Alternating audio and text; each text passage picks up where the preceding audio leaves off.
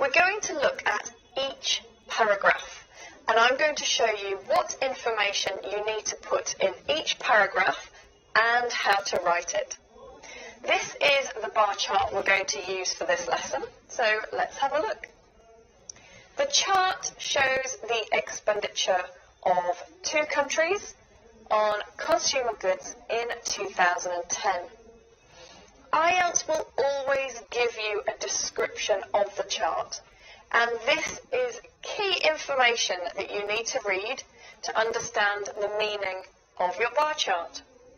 Now, when we look at the bar chart, we can see that down the vertical axis here, so at the side, we've got all the different amounts of money that the 2 countries spend. Along the bottom, so that's the horizontal axis, we've got all the different types of consumer goods. So we've got 5 different types of consumer goods. We have cars, computers, books, perfume, and cameras. And if we look further, we can see that the 2 countries, we've got one in blue and one in red. We've got France and the UK. So that is our bar chart for this lesson. Let's have a look at our paragraphs. The first paragraph that you will need to write is your introduction. Then you will have something called an overview. After that, you've got 2 body paragraphs. For the introduction, we need to paraphrase this statement here. So the information that IELTS give you, we need to write it again in our own words for the introduction. Let me show you how to do that now. And here is our introduction. So let me show you how I wrote it. Now, the first 2 words, the chart, you can see it's the same. I have not changed those words, and I don't recommend that you should. A chart is a chart. A graph is a graph. A table is a table. You do not need to paraphrase every word, because not all words can be paraphrased successfully in English.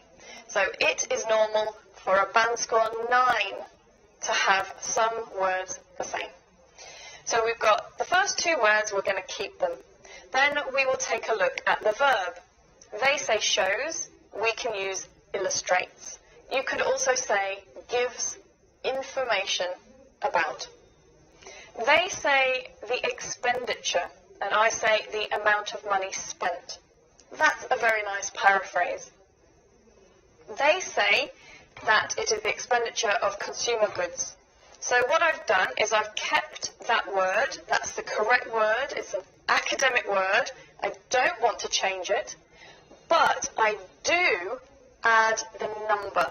It's time to introduce the categories. Remember, this is your introduction. You want to introduce the information. So the amount of money spent on 5 consumer goods. And here you can see that I have given the list. Now, it's very good to give a list of the categories, but only if it's not too long. So here we've got 5. If it is over 8, maybe you don't want to do that, and you just give the number. But here I've given the list, and I have used brackets.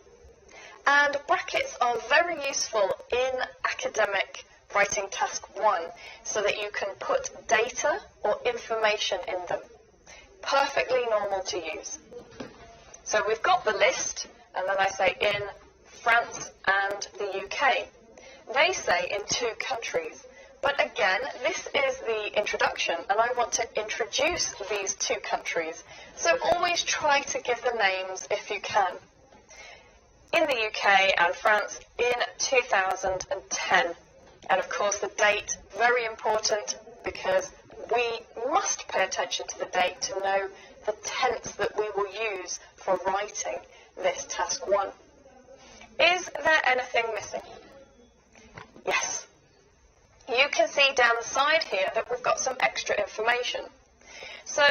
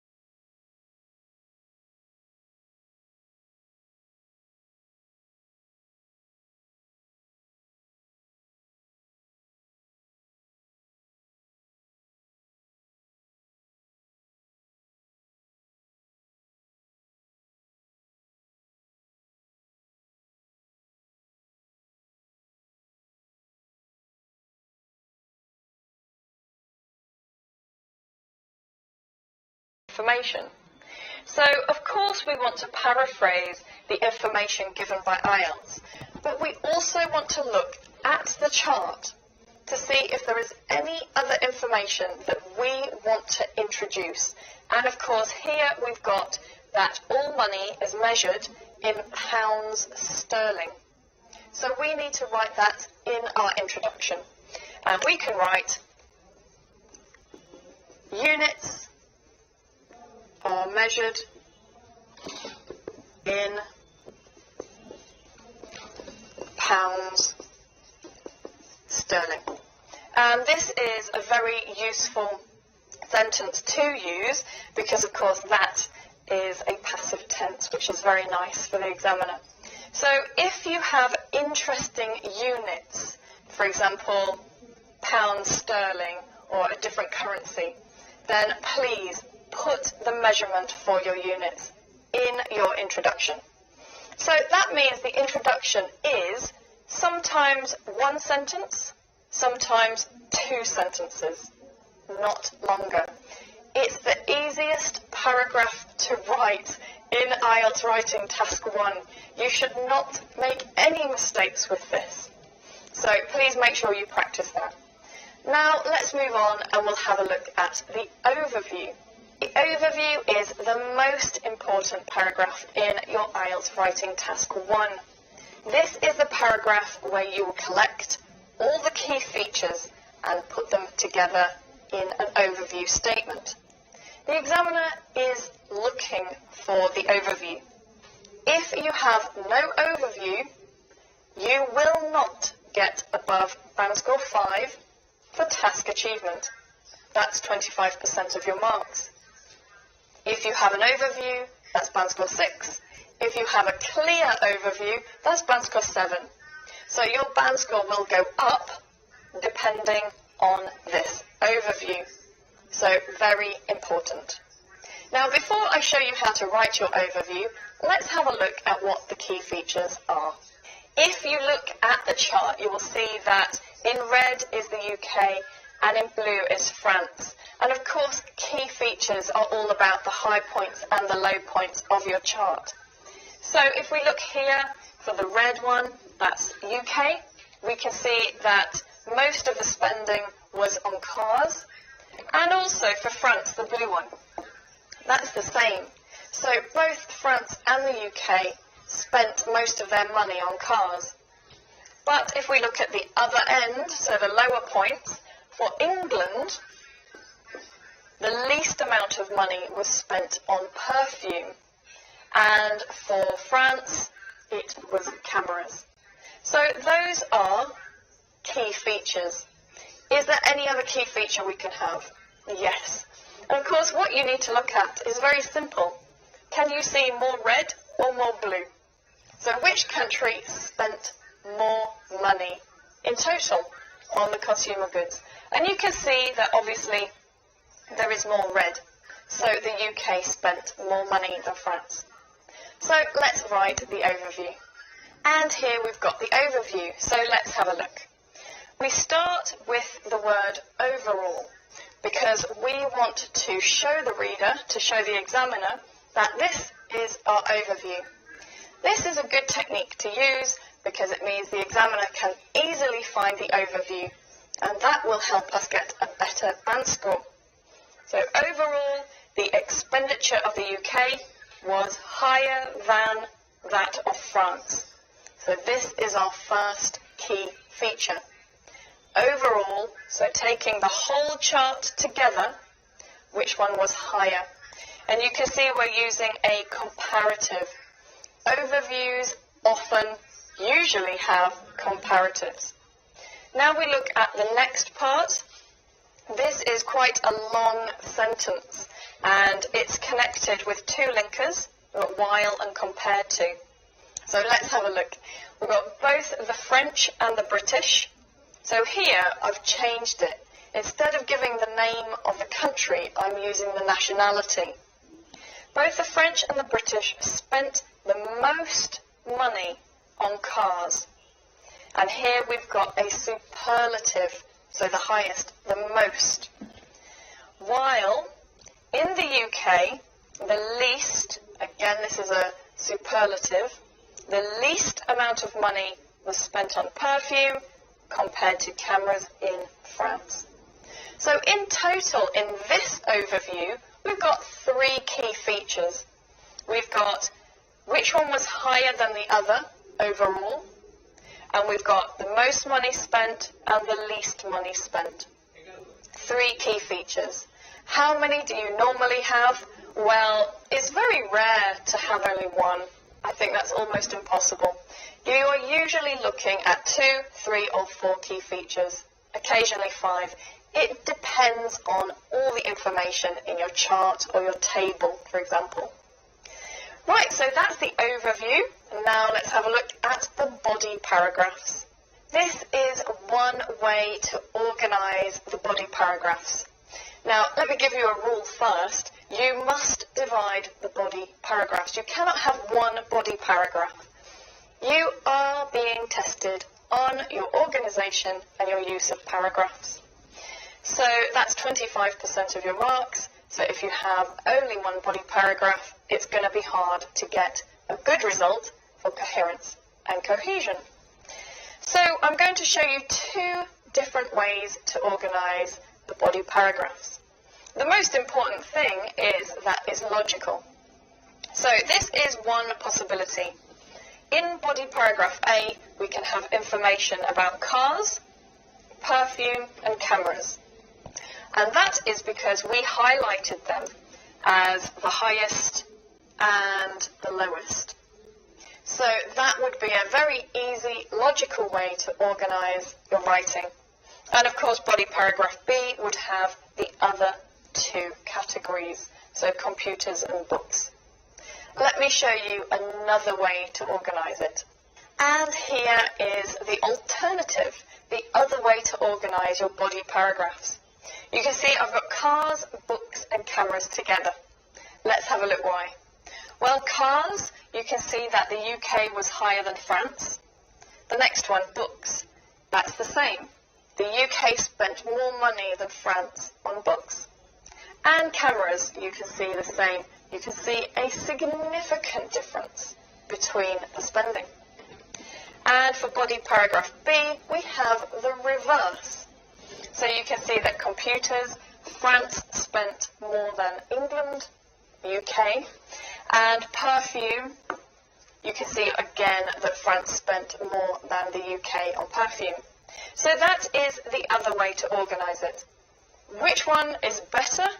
They are both very good. They will both give you a band score 9 for organisation. The most important thing is that it's logical and easy to follow for the reader. Now let's just have a quick look at how to write the body paragraph. Here we have 2 sample sentences for the category of cars and books. So let's have a look. You can see that we start off with a linker.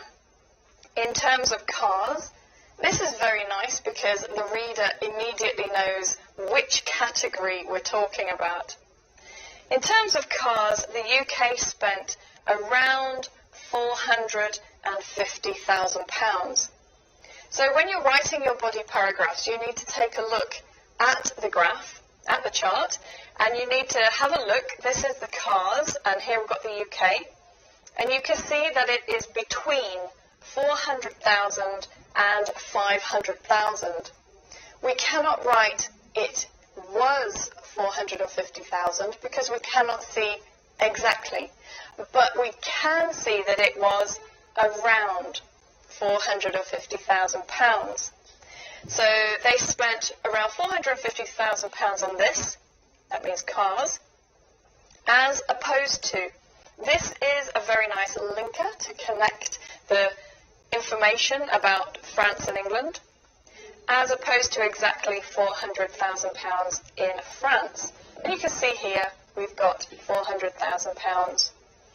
Then we move on to books, that's this one here, and it says that the expenditure on books in the UK was higher than in France. So we've got another comparative. When you have a comparative like that, you still need to give the numbers, the data. You cannot miss the data. If your sentences in the body paragraph are not supported by data, you will get about band score 5 for task achievement. So that's another problem. So please avoid that and always support your sentences with the numbers. So you can see in this sentence what I've done is I've decided to put the numbers in brackets. So that's another bracket sentence, and you can say I've got about 400,000 and about 300,000 pounds respectively. Now, respectively means that the order of the numbers follows the order in the sentence. UK is first, that number refers to the first one. The second number refers to the second one. So make sure you've got the order of information right.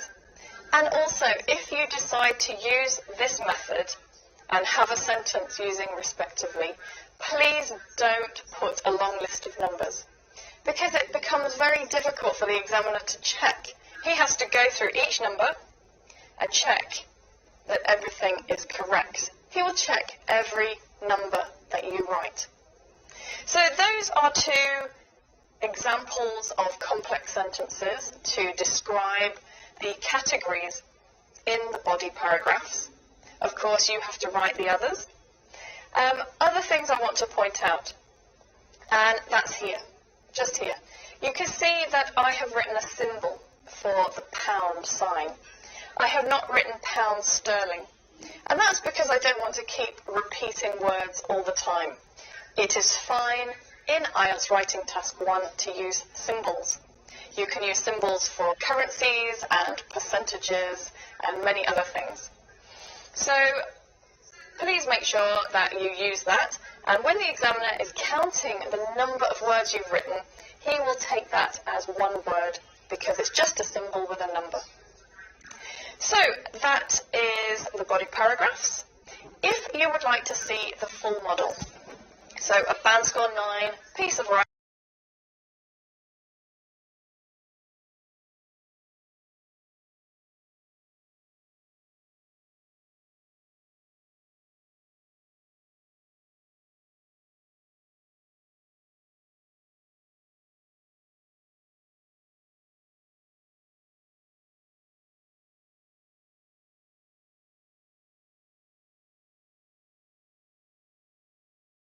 It's IELTS Writing tutorial, and in this lesson I will explain you how to deal with bar charts in IELTS Writing Task 1. So, in this lesson you will see an example of a bar chart question in IELTS Writing, learn about 9 answer structure, write each paragraph of the ideal answer together, and learn some useful vocabulary. So, here's an example of writing Task 1 question with a bar chart. You have a bar chart and you have a question card with some basic information about your chart. The first thing you need to do is to read this information attentively. Let's do it together. The bar chart shows the divorce rates in 2 European countries from 2011 to 2015. Summarize the information by selecting and reporting the main features and make comparisons where relevant.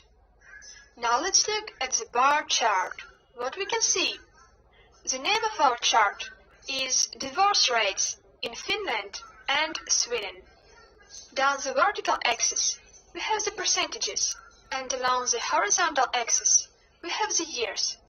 Also, we can see that the information is provided for 2 countries. We've got Finland in blue and Sweden in red. That is our bar chart. And when you have familiarized yourself with the bar chart, it's time to start writing the answer, following the Band 9 answer structure. And here is the Band 9 answer structure for IELTS Writing Task 1. By following this answer structure, you can easily get Band 9 for your answer. So let's study it together. Your first paragraph is an introduction. In this paragraph, you should introduce your chart to the readers in 1 or 2 sentences. Then, you should write an overview paragraph. In this paragraph, you should describe some general trends and features of your chart. Next, you should write about specific features of your chart in 2 or 3 separate paragraphs. And don't forget that your goal in IELTS Writing Task 1 is to describe the presented information in a very clear way, not to give your personal opinion. So don't write a conclusion in Task 1. Now you know the answering strategy, so let's start writing our Band 9 answer. And our first paragraph is an introduction. The introduction is 1 or 2 sentences where you simply paraphrase the information from your question. You should mention 2 things in your introduction: what your graph shows and for what period of time. So, instead of writing